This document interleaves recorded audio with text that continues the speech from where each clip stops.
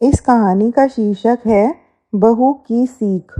एक पिता ने बड़े ही लाड प्यार से अपनी बेटी को पाल पोस कर बड़ा किया। सर्वगुण संपन्न होने पर तय समय पर पिता ने अपनी पुत्री का विवाह कर उसको विदा किया। विदाई के वक्त जब पुत्री ने पिता का आशीर्वाद लिया तो पुत्री को गले लगाते हुए पिता ने कहा, बेटा, हमारी रीत ससुराल में नहीं चलेगी। वहाँ के तौर तरीके अलग होंगे, इसलिए ससुराल में जाकर बड़ों से सब सीख लेना। बेटी के ससुराल में उसके पति के अलावा उसकी सासू माँ और एक दादी सास थी। बहू ने देखा कि घर में दादी सास का बहुत अपमान और तिरस्कार हो रहा है। अपमान की हद तो तब हो जाती जब उसकी सास उसकी दादी सास को ठोकर मार देती, गाली देती और खाने के लिए भी कुछ न देती। लड़की को यह सब देख बहुत बुरा लगा और दादी सास पर बहुत दया आई। उसने सोचा, घर में बड़े बूढ़ों का तिरस्कार होने से घर नर्क बन जाता है। मुझे अपनी दादी सास के लिए कुछ करना चाहिए। उसने सोचा, अगर वह अपनी सास को समझाने का प्रयास करेगी तो उसकी सास उसके साथ भी इसी तरह का बर्ताव करने लगेगी। उसने खुद अपनी दादी सास की सेवा करने का सोचा। अब वह रोज़ घर का काम खत्म करके अपनी दादी सास के पास बैठ जाती और उनके पैर दबाती।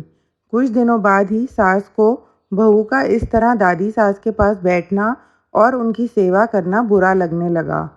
एक दिन सास ने बहू को बुलाया और कहा, बहू, तुम घर का सारा काम छोड़कर हमेशा दादी सास के पास क्यों बैठी रहती हो? बहू को पता था कि एक ना एक दिन उसकी सास उससे यह सवाल ज़रूर पूछेगी। बहू ने कहा, माँ जी, मैंने घर का सारा काम ख़त्म कर लिया है। अगर फिर भी कुछ बाकी रह गया है तो काम बताइए। सास बोली, काम तो कुछ नहीं है, लेकिन दिन भर दादी सास के पास बैठना ठीक बात नहीं। बहू ने सास की बात को बड़े ध्यान से सुना और कहा, माँ जी, मेरे पिताजी ने हमेशा मुझे यही सिखाया है कि जवान लड़के लड़कियों के बीच कभी नहीं बैठना। अगर जीवन में कुछ सीखना है तो घर के बड़े बुजुर्गों के पास बैठना। हमारे घर में सबसे बुजुर्ग दादी सास ही हैं, इसलिए मैं उनके पास बैठती हूँ। मेरे पिताजी ने मुझे विदा करते वक्त भी कहा था कि अब वही तेरा घर है और वहीं के रीति रिवाज तुझे मानना है। इसलिए मैं घर के रीति रिवाज के बारे में दादी सास से पूछती हूँ, मेरी सास आपकी कैसे सेवा करती है? सास ने जब यह सुना तो घबरा कर पूछा, बुढ़िया ने क्या कहा तुझे मेरे बारे में?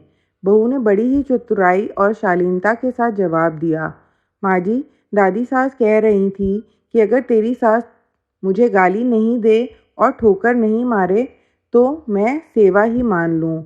बहू की बात सुनकर सास ने बहू से पूछा, क्या तू भी मेरे साथ ऐसा ही करेगी? बहू सास के इसी प्रश्न के इंतज़ार में थी। बहू ने कहा, माँ जी, मुझे पिताजी ने बड़ों से घर के रीति रिवाज सीखने को कहा था। अगर घर के रीति रिवाज बुजुर्गों के अपमान करने के हैं तो मुझे भी रीति रिवाज मानने पड़ेंगे। बहू का जवाब सुनकर सासू माँ को अपने भविष्य की चिंता सताने लगी।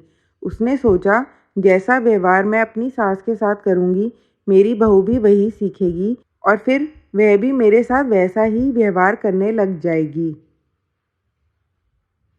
सास अब दिन भर इसी बात के विचार में रहती। अगले ही दिन बहू ने घर के एक कोने में ठिकरी इकट्ठा करना शुरू कर दिया। ठिकरी पड़ी देख सास ने बहू से इतनी सारी ठिकरी इकट्ठी करने का कारण पूछा।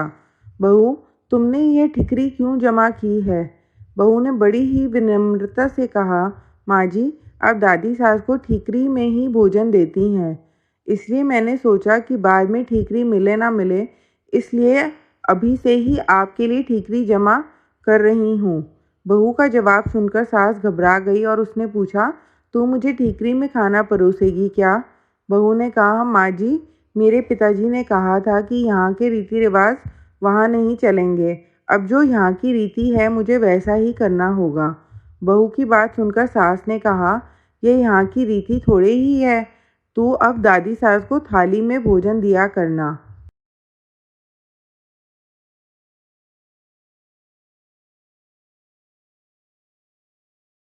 बहू ने देखा कि घर में सबके खाना खाने के बाद बचा हुआ खाना बूढ़ी दादी सास को दिया जाता था। बहू उस खाने को बड़े गौर से देखने लगी। बहू को इस तरह खाने को देखने पर सास ने पूछा, बहू क्या देख रही हो?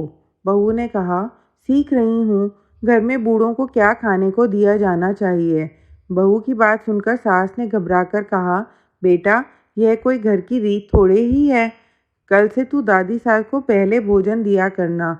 बस अगले दिन से ही दादी सास को बढ़िया भोजन मिलने लगा। धीरे धीरे बहू ने सास की सारी आदतों को बदल दिया। अगर बहू अपनी सास को उपदेश देती कि उन्हें बड़े बूढ़ों के साथ इस तरह का व्यवहार नहीं करना चाहिए, तो सास उसकी बात कभी नहीं मानती।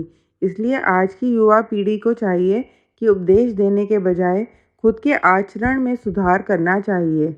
इसलिए कहा गया है, बातों का असर नहीं पड़ता, आचरण का पड़ता है।